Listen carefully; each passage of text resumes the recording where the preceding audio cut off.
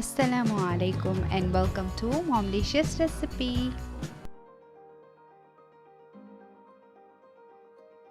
Boneless ரெசிபியில் இன்றைக்கி நம்ம பார்க்க போகிறது கிட்ஸ்க்கெல்லாம் ரொம்பவே ஃபேவரட்டான சீஸியான யம்மியான ஒயிட் சாஸ் பாஸ்தா டக்குன்னு வீட்டில் இருக்கிற சிம்பிளான இன்க்ரீடியன்ட்டை வச்சு எப்படி ரெடி பண்ணலான்னு பார்க்கலாம் வாங்க.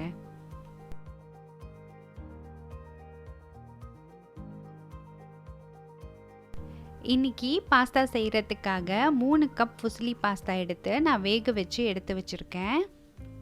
அடுத்தது பாஸ்தாக்கு சேர்க்குறதுக்கு சிக்கன் ரெடி பண்ணிக்கலாம். நான் இன்றைக்கி 100 கிராம் அளவு போன்லெஸ் சிக்கன் எடுத்து குட்டி குட்டியாக கட் பண்ணி வச்சுருக்கேன். அது கூடவே 1 டேபிள் ஸ்பூன் அளவு இஞ்சி பூண்டு விழுது, கொஞ்சமாக உப்பு, சில்லி ஃப்ளேக்ஸ் சேர்த்து நல்லா மிக்ஸ் பண்ணி விட்டு நல்லா சூடான எண்ணெயில் இதை நல்லா பொரித்து எடுத்துக்கலாம். உங்ககிட்ட சிக்கன் இருந்துச்சுன்னா நீங்கள் சேர்த்துக்கோங்க, இல்லைன்னா விட்டுறலாம், இது ஆப்ஷனல் தான். நீங்கள் சிக்கன் எடுத்தீங்கன்னா எந்த மசாலாவும் சேர்க்காதீங்க.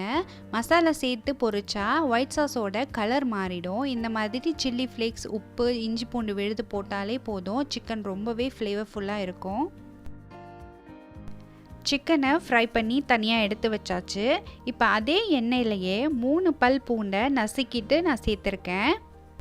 கொஞ்ச நேரம் பூண்டோட ஃப்ளேவர் எல்லாம் இறங்குற அளவுக்கு வதங்கினதுக்கப்புறமா 1 சிக்கன் க்யூப் சேர்த்துருக்கேன். அது ஆப்ஷனல் தான், உங்ககிட்ட இருந்தால் நீங்கள் சேர்த்துக்கலாம். அடுத்தது 2 டேபிள் ஸ்பூன் அளவு மைதா மாவு சேர்த்து அதை நல்லா வதக்கிக்கோங்க. நல்லா வதங்கினதுக்கப்புறமா 1.5 கப் அளவு பால் எடுத்திருக்கேன். அதை மொத்தமாக சேர்த்துறாமல் கொஞ்சம் கொஞ்சமாக சேர்த்து கட்டி எதுவுமே விழுந்துடாமல் கைவிடாமல் நல்லா மிக்ஸ் பண்ணி விட்டுருங்க. ஒயிட் சாஸ் ப்ரிப்பேர் பண்ணுற ஃபுல் ப்ராசஸுமே நீங்கள் அடுப்பை நல்லா லோ ஃப்ளேம்லேயே வச்சு குக் பண்ணிக்கோங்க, இல்லைன்னா ரொம்ப ஈஸியாகவே கட்டி விழுந்துடும், அப்புறம் டேஸ்ட் நல்லா இருக்காது. சாஸ் நல்லா கொதிச்சு வந்துருச்சு. இப்போ நான் எடுத்து வச்சுருக்க காய்கறி எல்லாம் சேர்த்துக்கிறேன். நான் இன்றைக்கி மிக்ஸ்டு ஃப்ரோசன் வெஜிடபிள்ஸ் தான் சேர்த்துருக்கேன். நீங்கள் ஃப்ரெஷ் வெஜிடபிள்ஸ் சேர்க்குறீங்கன்னா சிக்கனை முதல்ல நம்ம குக் பண்ணி எடுத்து வச்ச மாதிரி உங்களோட காய்கறிகளையும் நீங்கள் வதக்கி தனியாக எடுத்து வச்சுட்டு சாஸ் ப்ரிப்பேர் பண்ணிவிட்டு அதுக்கப்புறமா நீங்கள் சேர்த்துக்கலாம். உங்ககிட்ட எந்த காய்கறிகள் இருந்தாலும் இந்த சாஸ்க்கு நீங்கள் சேர்த்துக்கலாம். வெங்காயம், பீன்ஸ், கேரட், பச்சை பட்டாணி இந்த மாதிரி எந்த காய்கறிகள் இருந்தாலும் சேர்த்துக்கலாம். ஃப்ரோசன் வெஜிடபிள்ஸ் சேர்த்துட்டு அது கூடவே நான் கொஞ்சமாக சிக்கன் சாசேஜ் எடுத்திருந்தேன். ரெண்டையும் சேர்த்துட்டு சாஸ் நல்லா கொதித்து வந்ததுக்கப்புறமா 1 கப் அளவு சீஸ் நான் சேர்த்துக்கிட்டேன். நீங்கள் எந்த சீஸ் உங்ககிட்ட இருக்கோ அந்த சீஸ் நீங்கள் சேர்த்துக்கலாம். சீஸ் சேர்த்து ஒரு 5 நிமிஷத்துக்கு கைவிடாமல் கிளறி விட்டுட்டு குக் பண்ணதுக்கப்புறமா நம்ம பொரிச்சு எடுத்து வச்சுருந்த சிக்கனையும் இதுக்குள்ளே சேர்த்துக்கலாம். அடுத்தது கொஞ்சமாக ஃப்ளேவரிங்காக இட்டாலியன் ஹெர்ப்ஸ் சேர்க்குறேன். இதுவும் ஆப்ஷனல் தான், உங்ககிட்ட இருந்தால் நீங்கள் சேர்த்துக்கோங்க. சாஸில் ஏற்கனவே சிக்கன் ஸ்டாக் சேர்த்துருந்தீங்கன்னா உப்பு சேர்க்க தேவையில்லை. சிக்கன் ஸ்டாக் ஏற்கனவே உப்பாக தான் இருக்கும். நீங்கள் சிக்கன் ஸ்டாக் சேர்க்கலைன்னா பாஸ்தா சேர்க்குறதுக்கு முன்னாடி சாஸை டேஸ்ட் பண்ணிவிட்டு உப்பு தேவையான அளவு சேர்த்துக்கோங்க.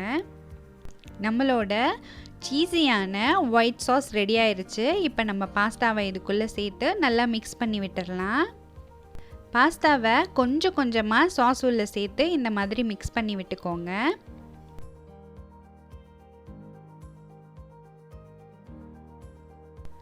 கடைசியாக நம்ம ப்ரிப்பேர் பண்ணி வச்சுருக்க பாஸ்தா மேலே கொஞ்சமாக சில்லி ஃப்ளேக்ஸ், அதுக்கப்புறமா துருவி எடுத்து வச்சுருக்க சீஸை நான் சேர்த்துக்க போகிறேன். இது ஆப்ஷனல் தான், நீங்கள் வேணும்னா சேர்த்துக்கலாம், இல்லைன்னா அப்படியே விட்டுறலாம். சீஸ் சேர்த்ததுக்கப்புறமா ஸ்டவ்வை ஆஃப் பண்ணிவிட்டு மூடி போட்டு ஒரு 5 நிமிஷத்துக்கு கவர் பண்ணி அப்படியே வச்சிடலாம். 5 நிமிஷம் கழித்து ஓப்பன் பண்ணி பார்த்தோன்னா ரொம்பவே சீஸியான ஃப்ளேவர்ஃபுல்லான கிட்ஸ்க்கு ரொம்ப விருப்பமான chicken vegetable white sauce pasta ready. நம்ம வீட்டு கிச்சனில் எப்போதும் இருக்கக்கூடிய திங்ஸை வச்சு ஈஸியாக ரெஸ்டாரண்ட் ஸ்டைலில் எப்படி ஒயிட் சாஸ் பாஸ்தா ரெடி பண்ணுறதுன்னு பார்த்தோம்.